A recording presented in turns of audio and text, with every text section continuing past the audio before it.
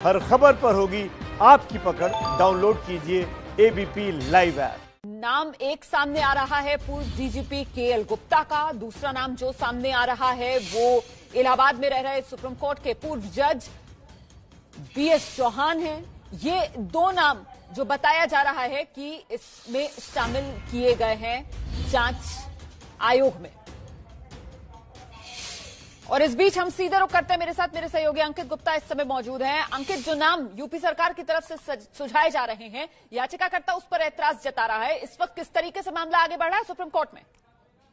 लेकिन रोमाना, सबके बीच में एक कोर्ट की बहुत महत्वपूर्ण टिप्पणी सामने आई है। सबसे पहले वो बताना चाहूंगा, कोर्ट ने टिप्पणी करते हुए कहा है कि यूपी पुलिस अपराधियों को निपटाने के लिए इस तरह के एनकाउंटर का सहारा न ले।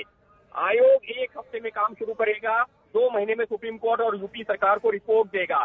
लेकिन जो कोर्ट की ये टिप्पणी है, ये अपने आप में काफी महत्वपूर्ण कही जा सकती है, क्योंकि लगातार जो याचिकाकर्ता है उनकी तरफ से ये कहा जा रहा था, वहां पर ऊपर से निर्देश दिए गए थे पुलिस को कि इसका विकास दुबे का एनकाउंटर करना है। और जब कोर्ट अब ये टिप्पणी की है तो निश्चित तौर पर ये काफी गंभीर टिप्पणी के तौर पर भी देखी जा सकती है। कोर्ट की टिप्पणी एक बार फिर से दोहराना चाहूंगा, यूपी पुलिस अपराधियों को निपटाने के लिए इस तरह के एनकाउंटर का सहारा न ले, ये कोर्ट ने टिप्पणी की है। इस सबके बीच में अगर बात की जाए, जो ये कमेटी बनी है इसमें जस्टिस बीएस चौहान का नाम सामने आया है, तो उस पर भी हालांकि आपत्ति दर्ज करवाई गई थी, लेकिन कोर्ट ने साफ तौर पर कहा कि जस्टिस बीएस चौहान का नाम ऐसा नाम है जिसको शायद कोर्ट की तरफ से भी सुझाया जाता, तो उस पर कोई आपत्ति नहीं है। और इस सब के बीच में कोर्ट ने साफ कर दिया है कि ये जो आयोग है ये 1 हफ्ते में काम शुरू करेगा और 2 महीने में सुप्रीम कोर्ट और यूपी सरकार को अपनी रिपोर्ट देगा। ये बड़ी जानकारी जो अंकित गुप्ता दे रहे हैं कि ये न्यायिक आयोग 1 हफ्ते के भीतर अपना काम शुरू कर देगा और 2 महीने के अंदर अपनी रिपोर्ट ये सामने रखेगा। न्यायिक आयोग का गठन, जिस तरीके से कुख्यात गैंगस्टर विकास दुबे का इनकाउंटर हुआ, उसी को लेकर ये बड़ा फैसला जो सुप्रीम कोर्ट की तरफ से किया गया है। हम सीधे आपको लेकर चलते हैं। निपुण सहगल इस वक्त हमारे साथ मौजूद है।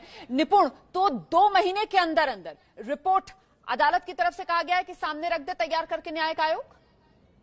जी बिल्कुल, सुप्रीम कोर्ट ने कहा है कि 1 हफ्ते के भीतर आयोग अपना काम शुरू कर दे।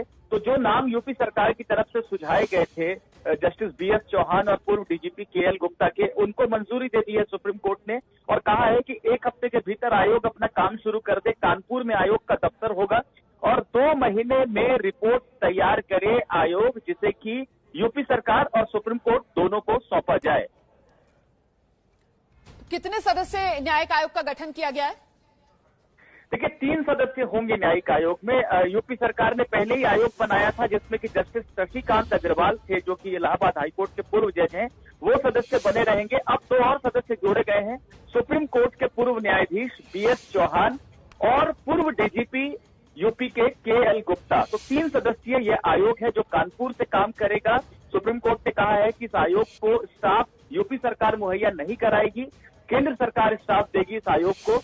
तो निष्पक्ष तरीके से काम कर सके आयोग, ये सुनिश्चित करने की सुप्रीम कोर्ट ने कोशिश की है और कहा है कि सभी पहलुओं की जांच होगी।